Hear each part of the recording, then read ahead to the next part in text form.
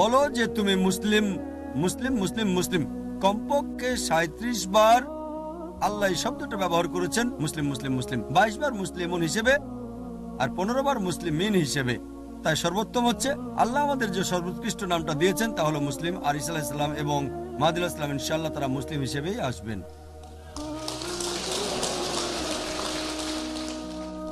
একজন অমুসলিম প্রশ্ন করবেন, আমার নাম কিথ ম্যানসন, আমি জানতে চাই যে ইসলাম সম্পর্কে আরো জানার জন্য কোন বইটি সবচেয়ে ভালো হবে। সেটা হতে হবে ইংরেজিতে।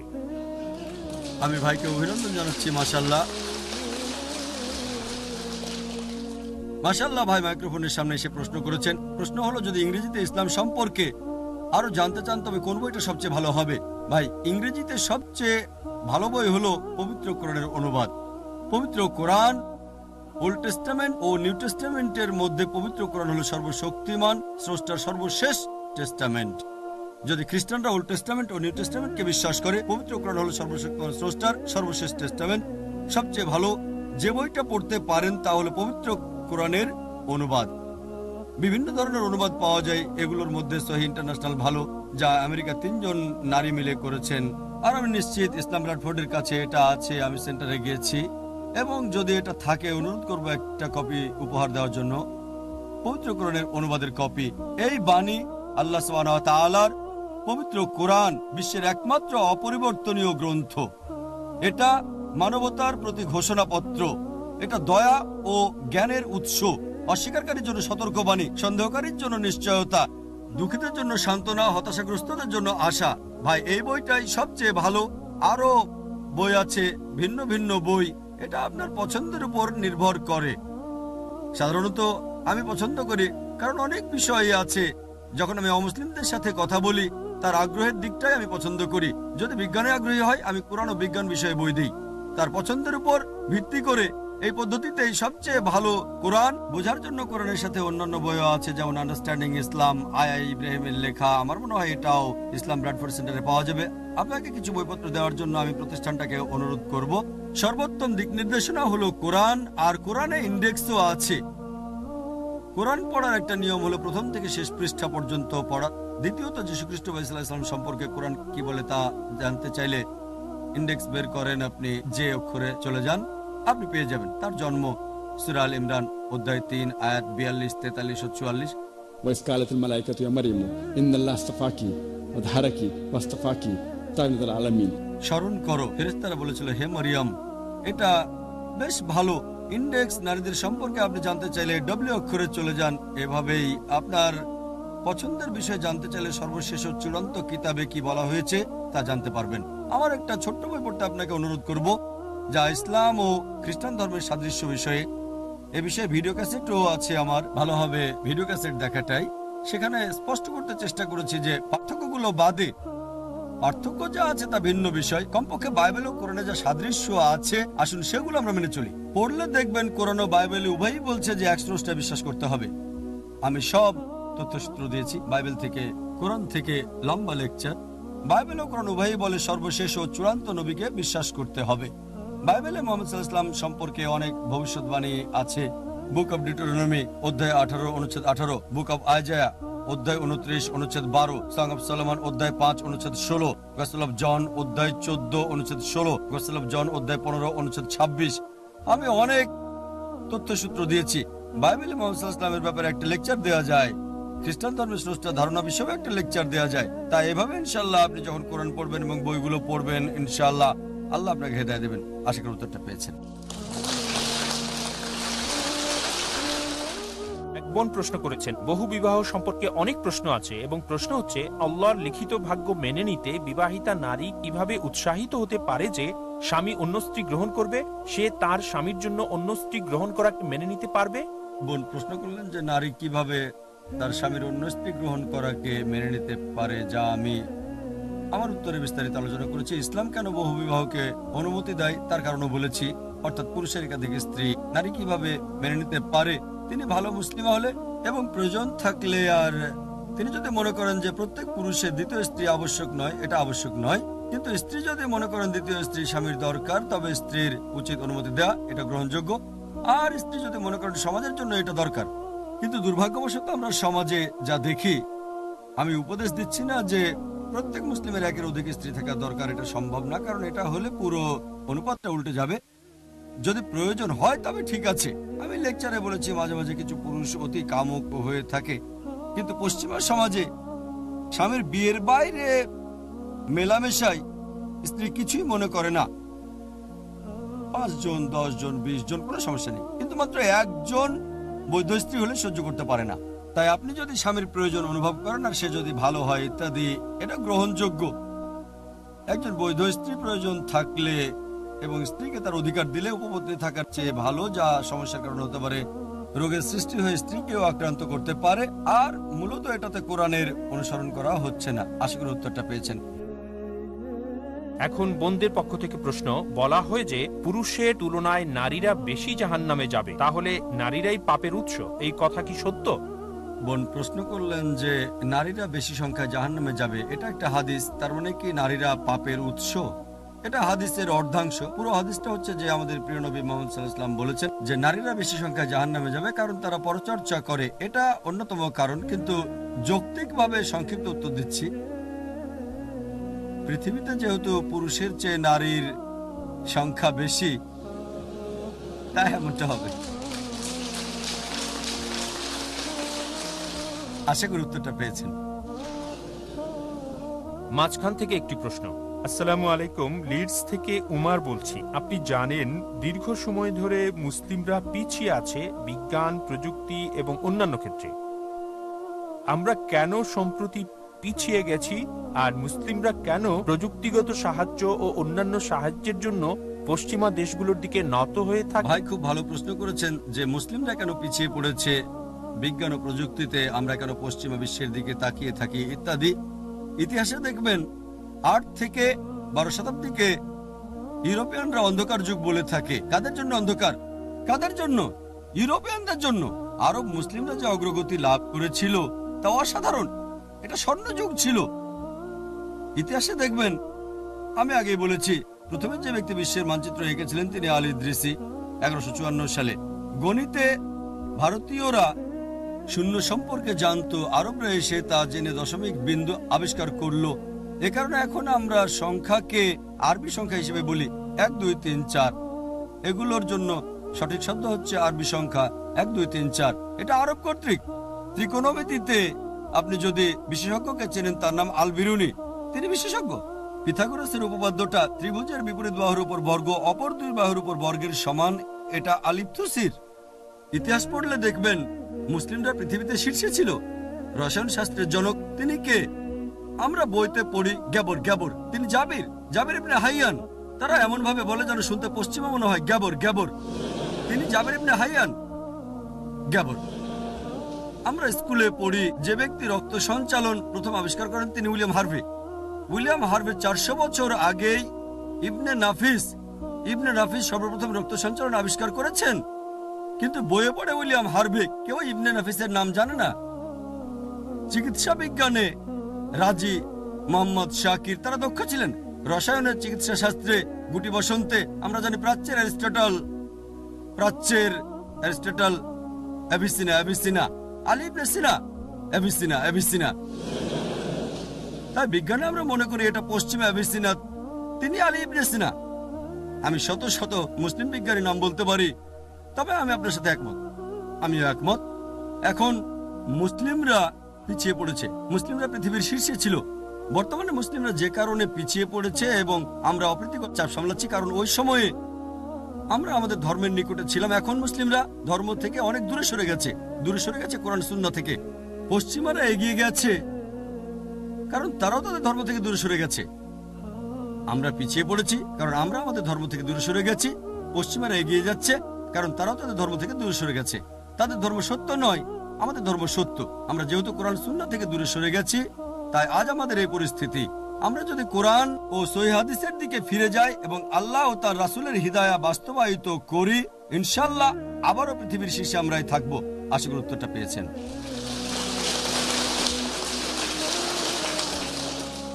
এবার বোনদের পক্ষ থেকে প্রশ্ন, মুসলিম হিসেবে আমাদের কি অমুসলিম দেশে বাস করা উচিত? বোন প্রশ্ন করলেন যে মুসলিম হিসেবে আমাদেরকে অমুসলিম দেশে বাস করা উচিত। এটা আপনার নিয়ত কর্মের উপর নির্ভর করে। যদি সেখানে জন্ম হয় তবে ঠিক আছে, কোনো সমস্যা নেই, বাস করলে মুসলিম হিসেবেই করেন। অমুসলিম দেশে মুসলিম হয়ে বাস করলে কোনো সমস্যা নেই, কিন্তু অমুসলিম দেশে অমুসলিম হয়ে বাস করলে তো সমস্যা আছে। তাই যদি বাস করেন মুসলিম হিসেবে এবং কোরআন সুন্নাহর অধীনে থাকেন তাহলে কোনো সমস্যা নেই, বাস করতে পারেন, কোনো সমস্যা নেই। জন্মগ্রহণ করলে তো বাস করতে হবে। হিজরত করার ব্যাপারে বিশেষজ্ঞদের বিভিন্ন মতামত আছে। বিশেষজ্ঞগণ কিছু বলেন হ্যাঁ, কিছু বলেন না। হিজরত করতে পারেন শুধু জ্ঞান অর্জন, দাওয়া বা অন্য কোনো কারণে, অর্থোপার্জনের জন্য ইত্যাদি বিভিন্ন মত। কিন্তু জন্মস্থান হলে তো ঠিক আছে। তবে নিশ্চিত হন আপনি মুসলিমের মতো বাস করছেন। মুসলিম মানে যে ব্যক্তি আল্লাহর কাছে নিজের ইচ্ছাকে সমর্পণ করে, তাহলে কোনো সমস্যা নেই। আশা করি উত্তরটা পেয়েছেন।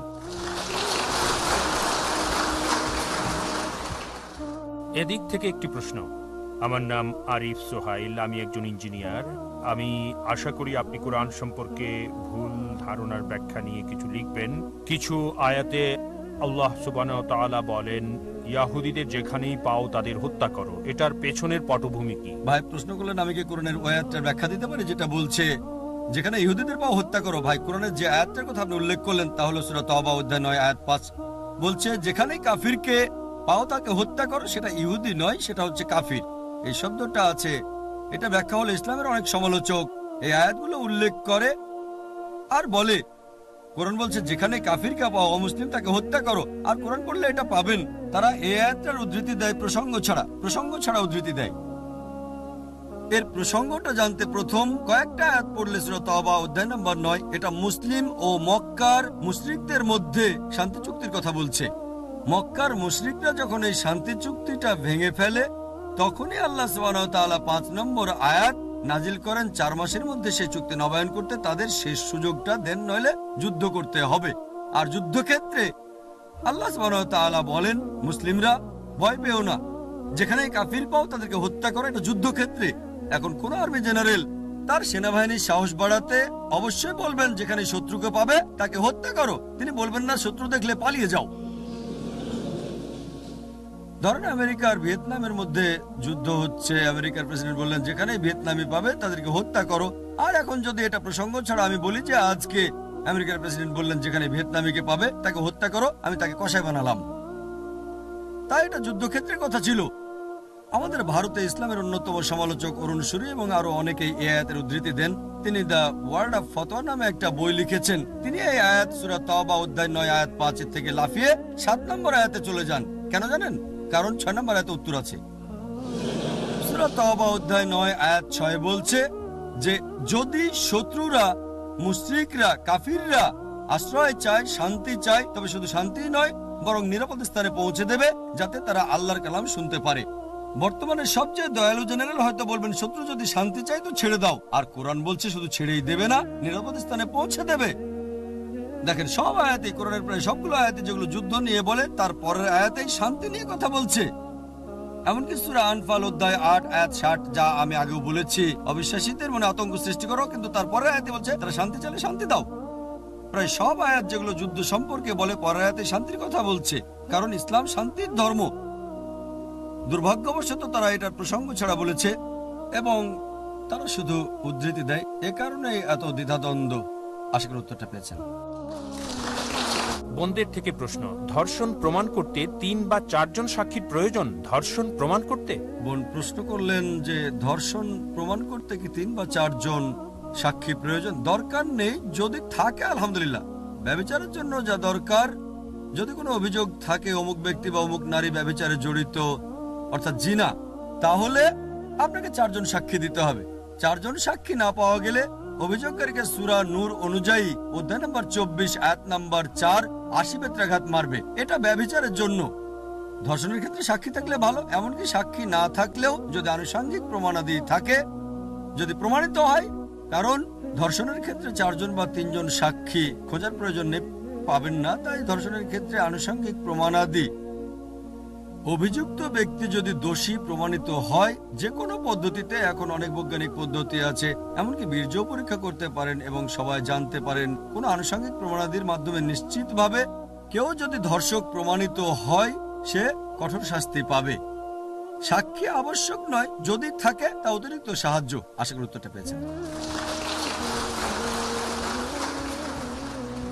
আমরা অনুষ্ঠানের প্রায় শেষ প্রান্তে চলে এসেছি, মাঝখান থেকে আমরা আরো একটি প্রশ্ন নিব। আসসালামু আলাইকুম। আমার প্রশ্ন হলো, ব্রিটিশ সরকার এবং এই দেশের মিডিয়া তারা মুসলিম সমাজকে দুভাগে ভাগ করতে চায়। এভাবে মুসলিমরা কিছু হলো চরমপন্থী এবং অন্য মুসলিমরা হলো নরমপন্থী। যারা ইরাক ও আফগানিস্তান সম্পর্কে কথা বলে তারা চরমপন্থী, আপনি যেমনটি বললেন, এবং তারা পররাষ্ট্র নীতিরও সমালোচনা করে ইত্যাদি। তাই আমার প্রশ্ন হলো, মুসলিমদের কি সম্মিলিত ফান্ড দেখানো উচিত এবং অন্য কি কি বিষয়ে আমরা আলোচনা করতে পারি এবং দেখাতে পারি যে আমরা সবাই এক? প্রশ্ন করলেন যে সরকার বলেছে কিছু মুসলিম চরমপন্থী এবং কিছু মুসলিম নরমপন্থী।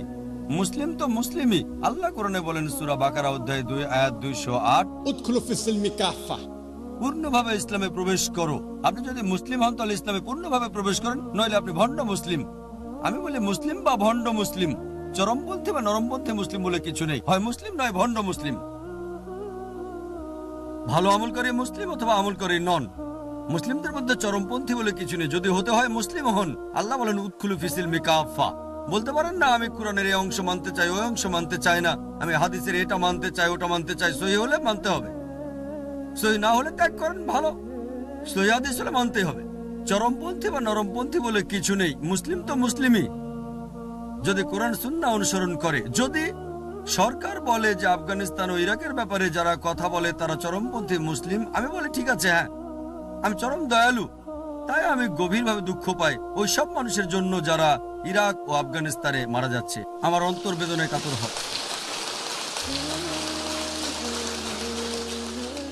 আমি চরম দয়ালু এজন্য যদি সরকারের কোনো সমস্যা থাকে সেটা তাদের সমস্যা, আমার নয়। এটা আমার হক। আমি একজন মানুষ, অন্য কোনো নিরপরাধ মানুষ যাকে আতঙ্কিত করা হচ্ছে, যাকে হত্যা করা হচ্ছে, তাদের পক্ষে কথা বলবো। কারণ ব্রিটিশ হওয়ার আগে প্রথমে আমি মুসলিম, আমি মানুষ, আমি শুধু ব্রিটিশ নই।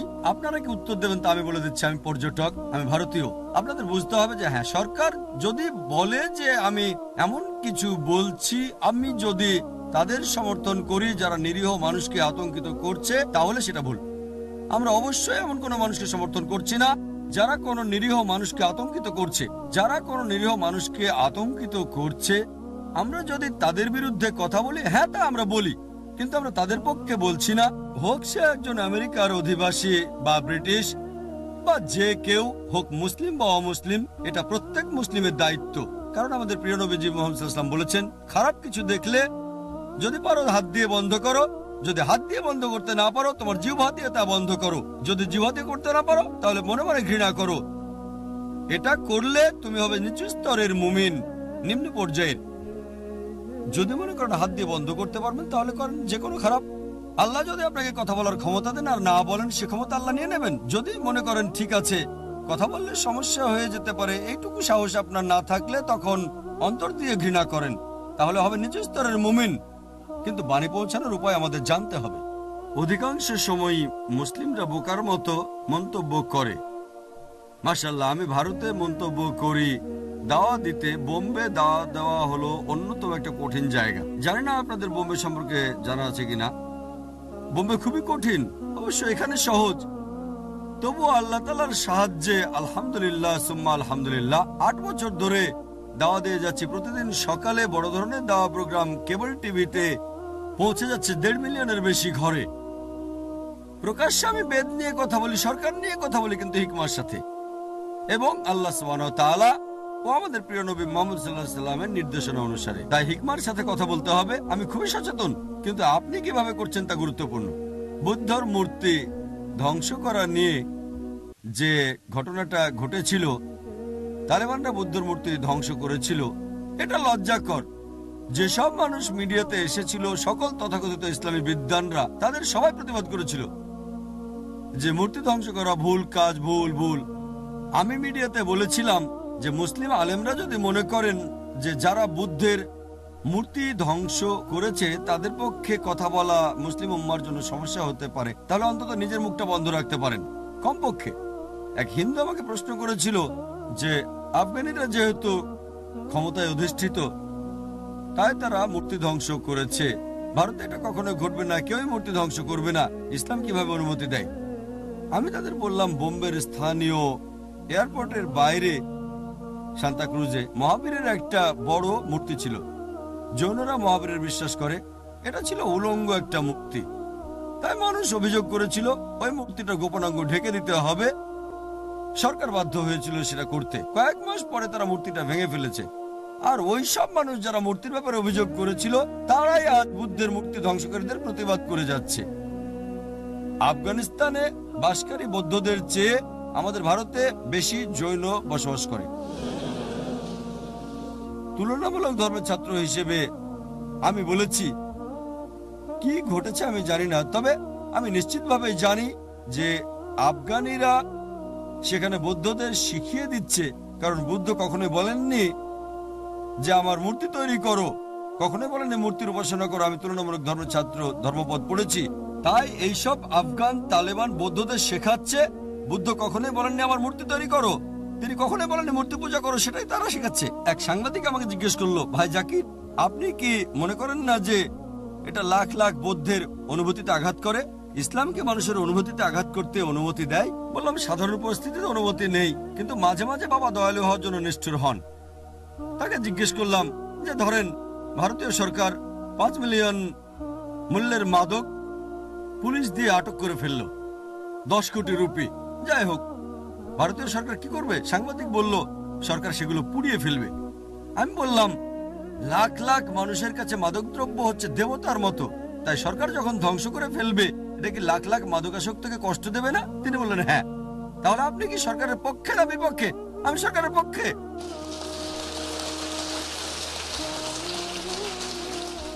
আমি ভারতীয় সরকারের পক্ষে, কারণ লাখ লাখ মাদকাসক্ত কষ্ট পাওয়ার পরেও ভারতীয় সরকার তারা জানে যে এটা অনেক ক্ষতিকারক, তাদের স্বাস্থ্যের ক্ষতি করবে। আর আখিরাতের বিষয়ে মুসলিমরা জানে, ইনশাআল্লাহ আরো জানে যে এটা বৌদ্ধদের জন্য উপকারী।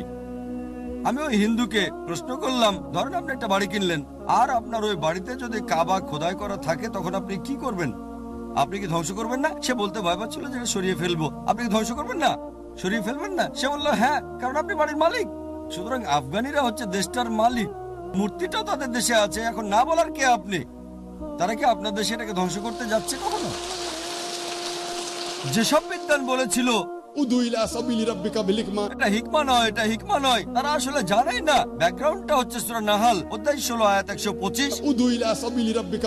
রুকু শুরুর প্রথম কয়েকটা আয়াত বলছে যে নবী ইব্রাহিমের জীবন আদর্শ একটা উত্তম উদাহরণ। নবী ইব্রাহিম আলাইহিস সালাম কি করেছিলেন? তিনি মূর্তি ভেঙেছিলেন। তাই এর মানে নরম সুরে কথা বলা নয়। হিকমা মানে বাণী প্রচার করা, কখনো নম্র ভাবে, কখনো বা শক্ত ভাবে। হিকমা মানে জ্ঞানের সাথে। এর মানে শুধু নম্রতা নয়, অনেক সময় নম্র হিকমা, মাঝে মাঝে কঠোর হিকমা। আর মুহাম্মদ সাল্লাল্লাহু আলাইহি ওয়াসাল্লামের দিকে তাকালে তিনি যখন ক্ষমতা পেলেন, মক্কায় ফিরে এসে কাবার সব মূর্তিকে ধ্বংস করলেন আর কোরআনের আয়াত পড়লেন,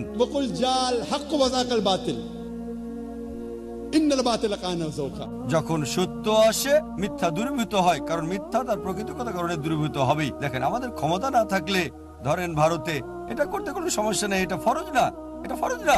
যখন ক্ষমতা ছিল তারা মুস্তাহাব কাজটা করেছিল, আপনার সমস্যা কি? উত্তর দেওয়ার ক্ষেত্রে সরকারের উদাহরণ দিয়ে উত্তর দেওয়ার পদ্ধতি জানতে হবে। যখন উত্তর দেন, যখন আপনি কথা বলেন, দুর্ভাগ্যবশত আমাদের অনেক মুসলিম আবেগের বশে এমন কিছু বলে ফেলে যা আমাদের সমস্যায় ফেলে দেয়।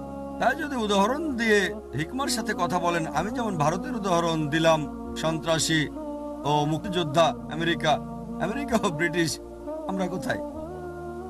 তারা উভয় সমস্যায় আছে। ইতিহাস দেখেন, বেঞ্জামিন ফ্রাঙ্কলিন সন্ত্রাসী, জর্জ ওয়াশিংটন সন্ত্রাসী। তাই আমরা যখন উদাহরণ দিই, এটা দৃষ্টিকে প্রসারিত করে। এটা যদি সরকারের না হয়, অন্তত ব্রিটিশদের। দেখেন, অমুসলিমরা বোকা নয়, পশ্চিমারা বোকা নয়। সরকারের যে নীতি থাকুক না কেন, সোচ্চার হন, কিন্তু হিকমার সাথে কথা বলেন, যাতে আমরা বিশ্বে শান্তির কথা পৌঁছাতে পারি। আশা করি উত্তরটা পেয়েছেন।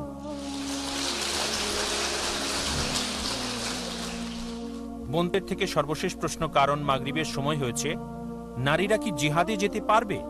প্রশ্ন করা হলো, নারীরা কি জিহাদে যেতে পারে? জিহাদ মানে চেষ্টা ও সংগ্রাম করা। প্রতিদিনই আপনার জীবন নিয়ে জিহাদ করার কথা। জিহাদ মানে চেষ্টা ও সংগ্রাম করা। জিহাদের সর্বোত্তম মাধ্যম হলো অমুসলিমের কাছে ইসলামের বাণী প্রচার করা। আমি জানি বোন কি বোঝাতে যাচ্ছেন। তিনি বলেছেন যুদ্ধে যেতে পারেন কি না।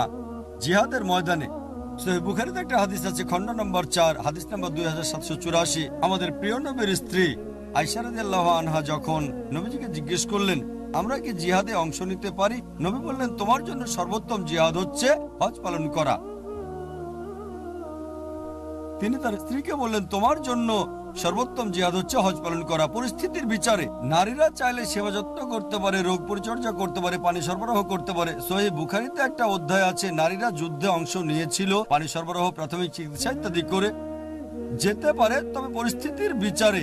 কিন্তু নবী একবার তার স্ত্রীকে বলেছিলেন তোমার জন্য সর্বোত্তম জিহাদ হচ্ছে হজ করা, তাই পরিস্থিতির বিচারে। কিন্তু উত্তম জিহাদ হচ্ছে নিজের কুপ্রবৃত্তির বিরুদ্ধে জিহাদ, সমাজের উন্নতির জন্য জিহাদ, যা প্রত্যেক মুসলিমের উচিত, হোক সে পুরুষ বা নারী, নিরবচ্ছিন্নভাবে সকলেরই কাজ করে যাওয়া উচিত। আশা করি উত্তরটা পেয়েছেন। ওয়া আখিরি দাওয়ানা আলহামদুলিল্লাহি রাব্বিল আলামিন।